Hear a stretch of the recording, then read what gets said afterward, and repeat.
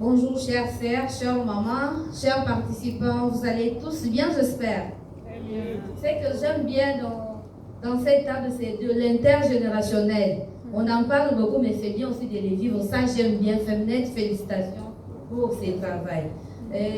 Ma présentation est juste là. Je vais passer plus vite aux mots que je vais poser ce matin. Et ces mots est de la parole aux actes.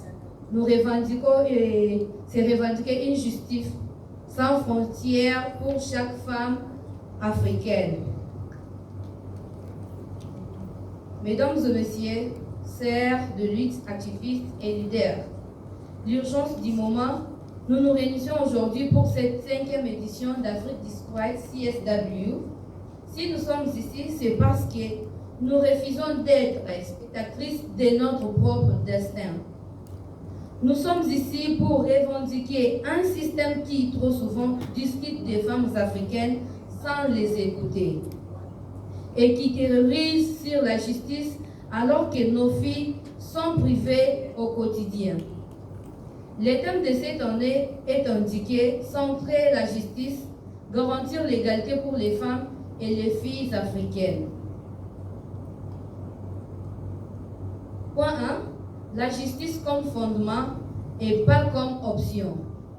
Pendant trop longtemps, la justice a été un concept lointain pour la femme rurale qui travaille la terre sans pouvoir la posséder. La justice est un mirage. Pour la jeune fille dont l'éducation est interrompue par les pratiques néfastes, la justice est une promesse non tenue. Centrer la justice, c'est connaître que l'égalité n'est pas une faveur, mais un droit inaliénable. Ce n'est pas seulement une question de tribunaux, c'est une question de justice économique qui est de reconnaître enfin la valeur du travail, de soins non rémunérés.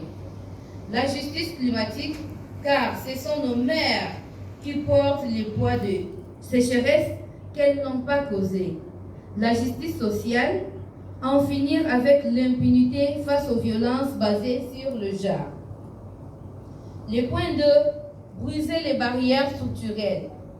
L'Afrique Disquiet CSW est née d'une injustice, celle de l'exclusion des espaces de décision mondiaux. Mais aujourd'hui, nous transformons cette exclusion à une force panafricaine. Nous ne demandons plus une chaise à leur table. Nous construisons notre propre espace pour définir